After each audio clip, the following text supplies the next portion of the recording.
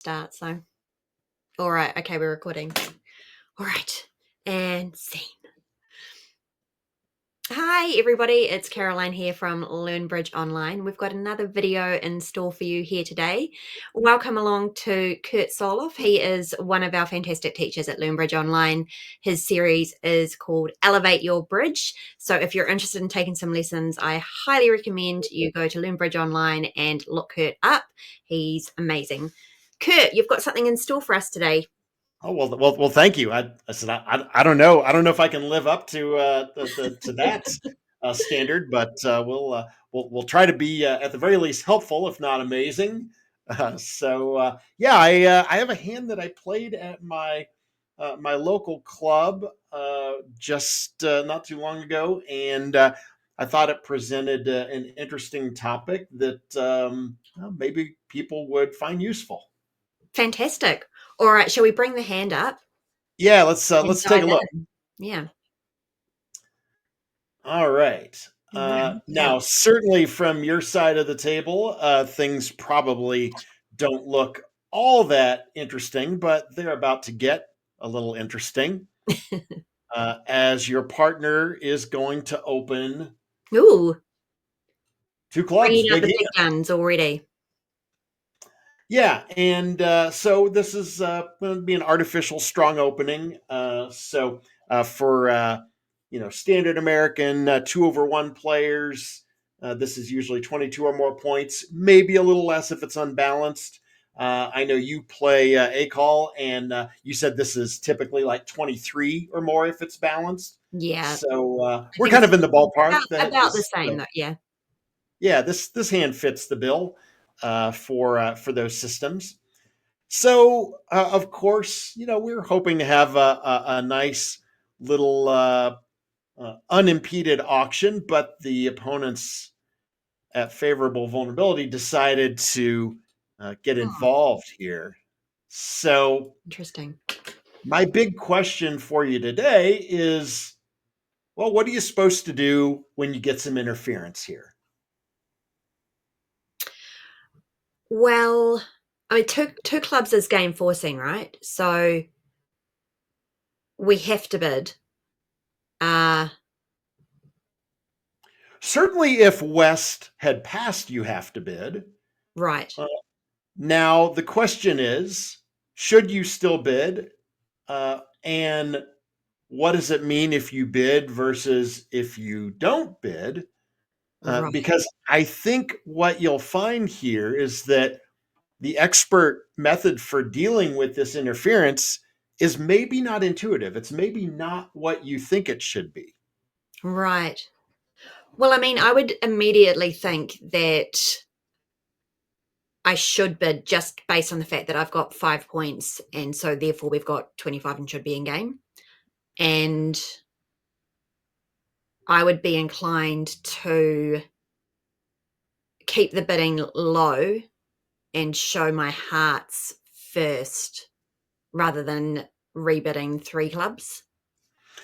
I mean, you could bid your hearts. Now, if you freely bid a suit here at the 2 level, partner might expect you to have 5 or more hearts, Yeah. right? Yeah. Or at the very least, might expect you to have better hearts. 7, 6, 4, 3 is a little bit of a sad holding in the heart suit, but we might have a major fit, right? Certainly, It's a bit of a conundrum because I don't want to. I sort of want to show my major.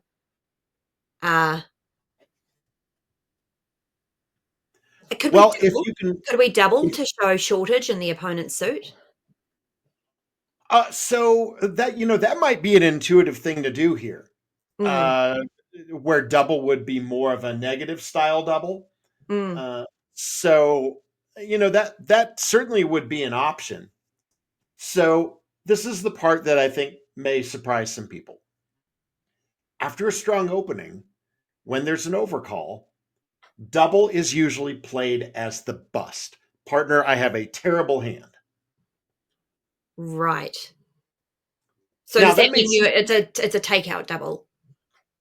It's not even really a takeout double. It's just It would be used to indicate that you probably only have like 0 to maybe 2 or 3 points, and certainly no ace or king. Right. A queen or a jack or something like that, or less, right? Mhm. And you might say to yourself, well, why are we doing that? Why would we be doubling with a bad hand here? Well, you would send the message right away to your partner that, hey, you're on your own, right? I probably Mhm. don't have much help for you. If the opponents have gotten a little too ambitious with this overcall, your partner with the strong hand and good diamonds could leave that double in and convert it to penalty. So that's an option. Mhm. And then, as part of this, and you would not want to double with his hand because you're not broke. You've No, we got definitely five I feel like we points. want to be in game, especially because we've got shortage in the opponent's suit. The one thing I'm worried about is ending up in a balanced contract. That's the one thing I don't want to happen. Yeah, and unless partner has Oh, the true. diamond suit stopped. Yeah. So what is normally done if double is going to be our bad hand here, pass tends to show some values, and you don't need a lot. Ah, you're right, Uh, that is you- not intuitive. I would not have thought about that. yeah, and now this is a treatment. Even though it's sort of expert standard, you would still want to alert the pass uh, because it's a value showing pass, right? It's a little bit different, Right. and this works out pretty well for a couple of reasons. You don't know exactly what the nature of your partner's strong hand is, right? I mean, it may be balanced, Mhm. but it could also be distributional. It could have a long suit, right? I mean, for all we know, partner is sitting over there with a 7 card heart suit or something like that, right? I mean, Mm. that's a possible hand type for the opener. Um, so when you pass, once this overcall comes in, the opener gets another chance to bid, right? So we don't have to stretch with our hand. So we can pass and we can let partner start describing the big hand. Oh my And gosh, I then love it. I've never heard of a value showing pass before, but I love it. a value showing pass. And Value again, showing you pass. don't need much, just a little something. Yeah, a bit more than 2 or 3. So if the opener doubles, Mhm. this is intended as a takeout double. Right. Okay, so they're asking me what my strongest suit is. Right. And notice what this does for you as well. What if you have diamond length? Well, you might be the one who wants to turn this into penalty, right? Now, you're Uh-huh. not going to do that here with a singleton 9, right? Yeah, I don't think you're that interested in defending a diamond contract. Right. So you'll get to bid something here. Okay, so now because I've doubled, now I'm probably gonna get this wrong, but now I'm thinking I should bid my clubs because it is my longest suit. Okay, totally reasonable. Usually, when Alright. partner makes a takeout style of double, bidding your longest suit Mhm.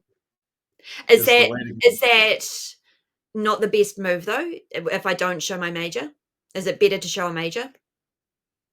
Well, yeah, that may be up for debate on this hand. I think that's a close call. Yeah, Certainly, the just clubs are longer and better. On the other hand, if the opener has 4 hearts, we'd like to find that fit. So right. So, do you want me to just pick the one that I think is my preference? sure, Alright, I'm gonna do it. and then I'll tell everybody at the end what happened. Okay, That where we failed. I'm gonna choose hearts.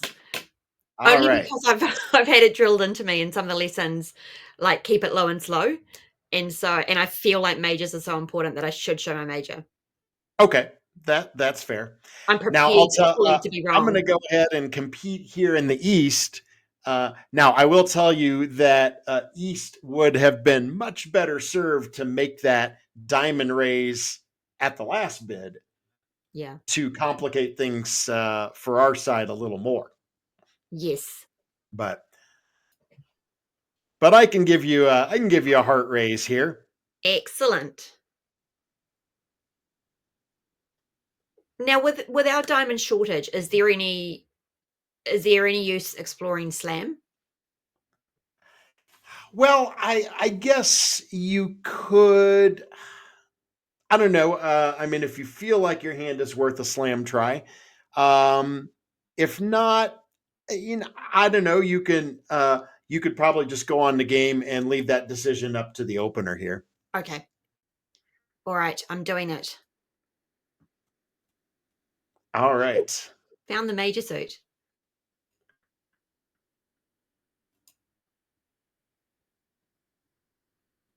Well, I think what we'll do here is we'll just make a lead and a claim and let everybody see the hand. You do have 11 tricks and hearts. It's actually very close to making. It's very close to making slam. Not Yeah. quite there. 11 tricks.